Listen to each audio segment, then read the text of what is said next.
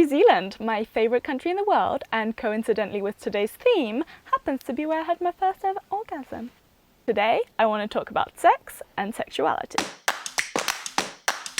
I get described as quite a sexual person, but what does that mean exactly? What do you think of when you hear that description? Do people say that because they think I have a high sex drive? Because my libido has fluctuated a lot over time. Or is it to do with the fact that I'm bisexual? Because if so, that's a false stereotype. Check out my videos on bisexuality where I talk more about the stereotypes associated with being bi. Or is it to do with the fact that I'm polyamorous? I will do a whole video on that topic soon, but as I'll explain in a bit, I was actually drawn to polyamory because I felt less pressure to have sex. Or maybe it's just a vibe I give off? Someone I slept with recently said they could feel and smell my sexual energy. Or maybe it's just because I like talking about sex so much. Seriously, we need to make this a less taboo conversation topic. I'd love to hear your stories. Do you identify with being a sexual person or not so much? Maybe you're asexual, i.e. you don't feel sexual attraction. Or perhaps you're demisexual and need a long time to form a strong emotional bond with someone before you can feel a sexual attraction to them. I don't identify as ace or demi, so if you do, I'd love to hear what it's like for you. I don't know exactly what makes me a sexual person, but it's definitely a label I've at times really strongly identified with and tried to live up to, and at other times have rejected and felt kind of constrained by. I've had quite a diverse sex life, but I think that's because my life is varied. I'm adventurous and like to say yes to new things and new people in life and in bed. I started being sexually active from the age of 17, or at least that's when I had PIV, penis and vagina, sex for the first time. But by then I'd already been fooling around and doing things I'd now probably consider sex for at least a couple of years. My first orgasm was also when I was 17, and as I mentioned, in New Zealand. That was through oral sex. I didn't really masturbate or even know how to exactly at that time, so I'd never even given myself an orgasm. I remember getting the giggles and feeling kind of embarrassed and not knowing what to do, so I just rolled over and fell asleep. Unfortunately, I was also sexually assaulted at the age of 17, and that had a massive impact on my sex life.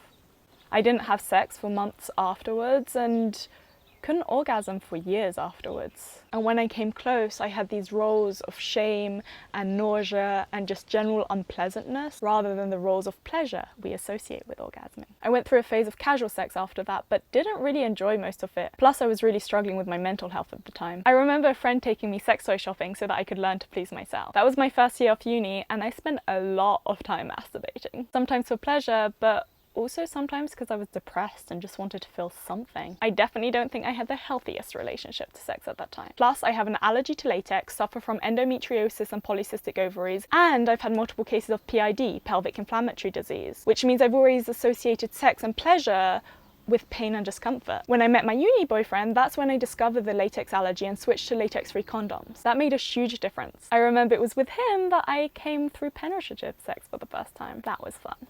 Plus we came at the same time, so bonus. We both had pretty high sex drives and enjoyed experimenting together and trying new things. Being with him, someone I really trusted, plus therapy, helped me start enjoying sex again. And we had a lot of it. But then I got ill.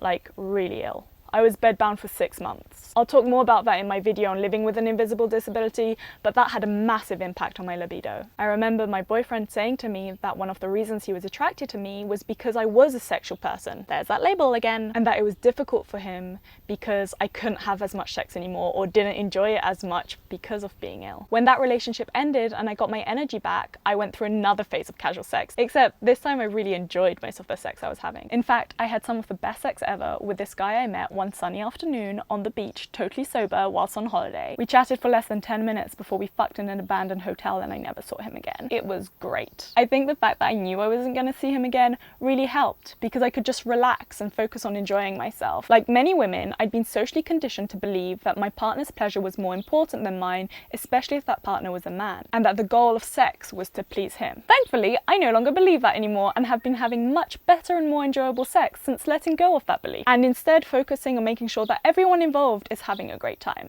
myself included.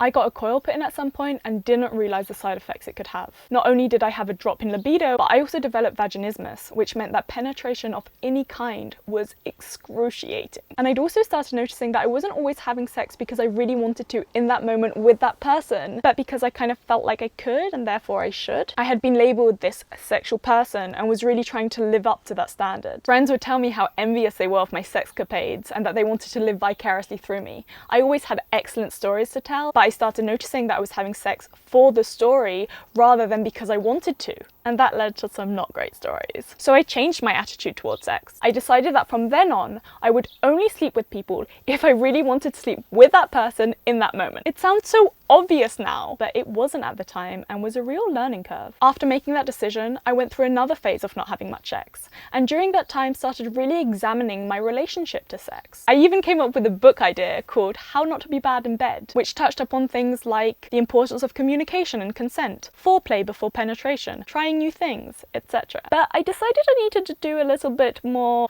hands-on research, and then I kind of just got caught up in the research phase.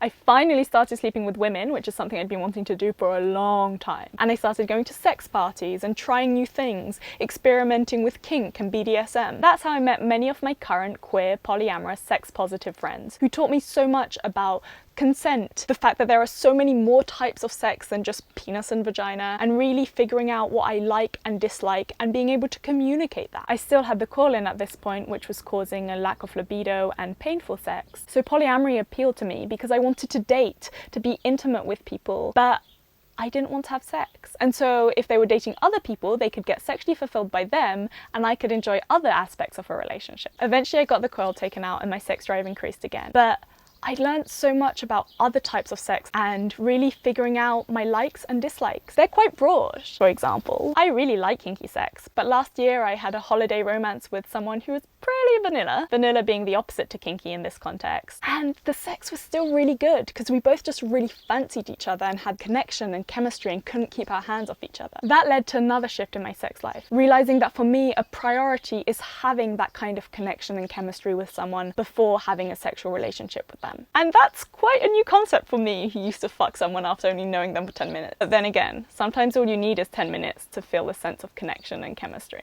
So maybe I've always been like this. I don't know, but I'm definitely currently prioritizing quality over quantity. So as you can see, my sexuality, whatever that means exactly, has fluctuated a lot over time. So many external factors can affect one's sexuality. Mine has been impacted by things like contraception, sexual assaults, and my mental and physical health. There are many things that can affect someone's sexuality. What are some things that have impacted yours? I'd love to hear your stories, so let me know in the comments and don't forget to give me a thumbs up, subscribe, and share. You can also follow me on Instagram and Twitter. Thanks so much for watching.